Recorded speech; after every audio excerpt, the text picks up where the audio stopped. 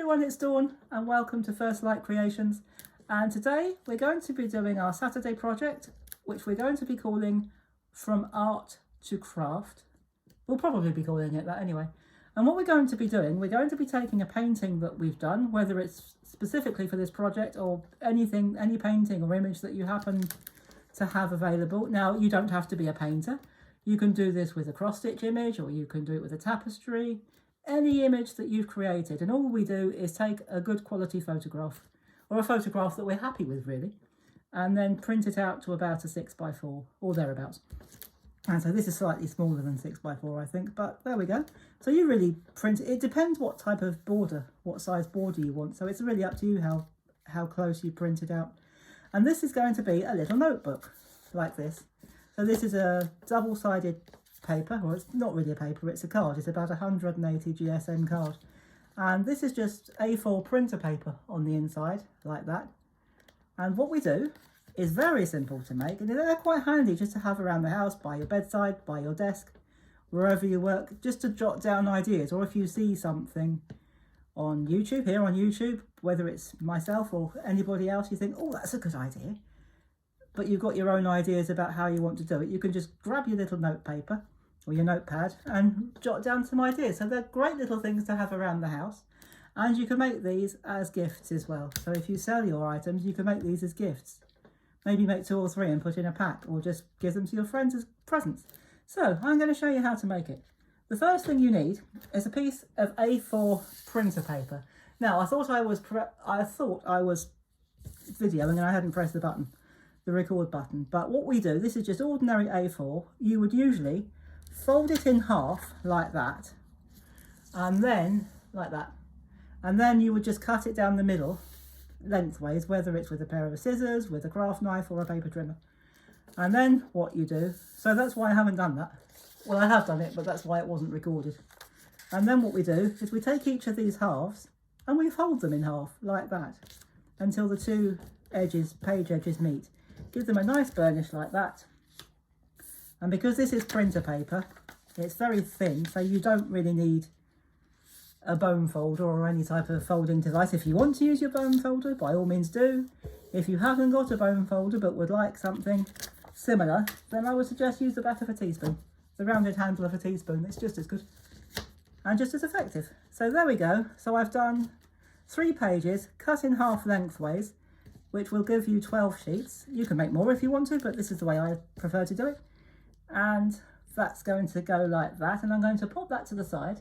And obviously you'll need a cover. Now you can use your paper pads for this. This is made from a 12 by 12 paper pad, and I have cut it down to 12 and 4 1/4. And all I'm going to do is, well, initially what I'm going to do is fold it in half, but don't crease it too much, not yet anyway. So we just need to get that used to folding. And then what we do is we take our little bundle of pages that we've made. Make sure you get them the right way round. So that would be embarrassing if I put them the wrong way round, wouldn't it? So put the spine bits in so that the pages open this end, and they do, that's handy. So we'll put that in like that. Just stack them. Once you're absolutely sure you've got the folded edges near the spine, fold them like that, lay them down like that, and fold that over like that.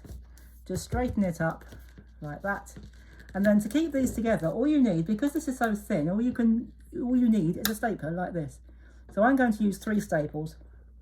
Please pardon the noise. So you need to be fairly strong with it. Show it who's boss. And I'm going to put one in the middle, just so that it opens straight. And that's all the noise you need to make, unless of course you want to make some more noise. So there we go. And if there are any overhangs, there's a tiny little bit of overhang, but personally I'm not too bothered about a little bit of overhang. But obviously if you're going to make these to sell or to gift, you might want to. But just, if you've got a tiny bit of overhang like I have, just take your scissors, angle them in, and you will get a nice flush edge. So that's as fussy as I'm going to be with that one. And then what I've done, if you want to leave it like that, that's absolutely fine.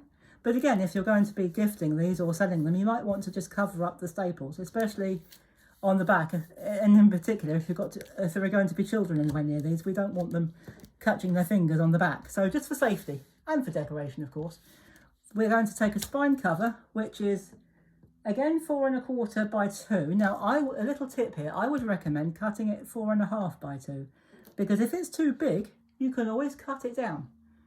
If it's too small to begin with, you've got to make another one.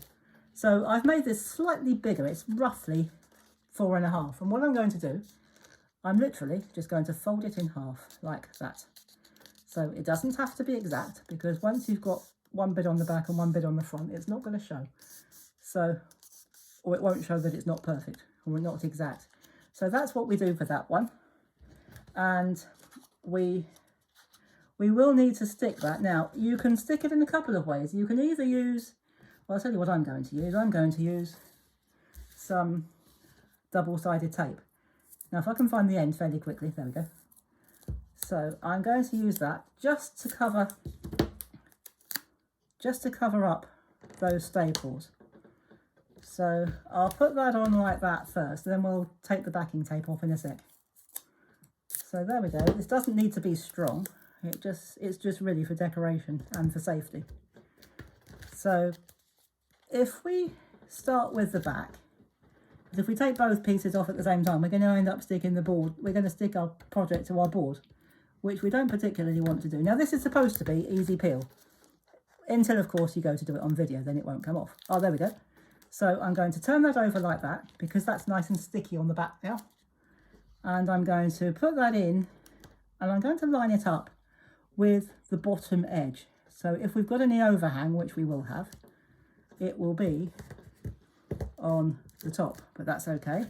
And then all we're going to do is, oh, that one did come off easily, wonderful. Peel that off and give it a good press.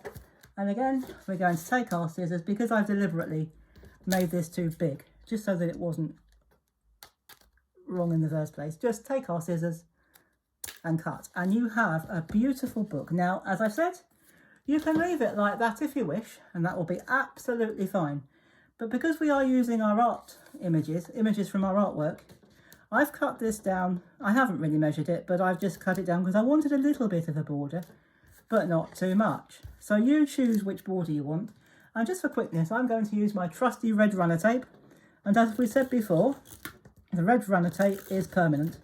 So once it's down, and it's not going to lift. If you want to use glue, that's absolutely fine. So that'll do for that one. So I'm just going to take that off. And because it is permanent, I've got to make sure that I get it in the right place the first time. So just lay it down. Just make sure you've got a reasonably even border all the way around. You don't have to be too precise. And there we go. There is our lovely little notebook. And of course you can take a pencil around with you and keep it as a sketchbook if you want to. So if you see some ideas on YouTube or on Pinterest or Facebook, anywhere you see inspiration for crafters and artists can come from just about anywhere, as we all know. So if you see some inspiration that you think, oh, I wouldn't mind having a go at that, make a couple of these, keep them around the house, keep one in your bag, and just jot your ideas down in here. And they're great for that. You can even do little sketches in there. They're absolutely marvellous. I've got these all over the place. So I hope you've enjoyed this and found it useful. And if you're enjoying these videos and you haven't yet subscribed, please do hit that subscribe button, click the notification bell, and you'll always be advised next time I upload a new video, and you won't miss out on anything. So I hope you've enjoyed this one, and I wish you a wonderful weekend. It looks like it's going to be a nice day and a nice weekend. Good weather, well, where I am anyway. In the UK, we're famous for having wet and windy weather.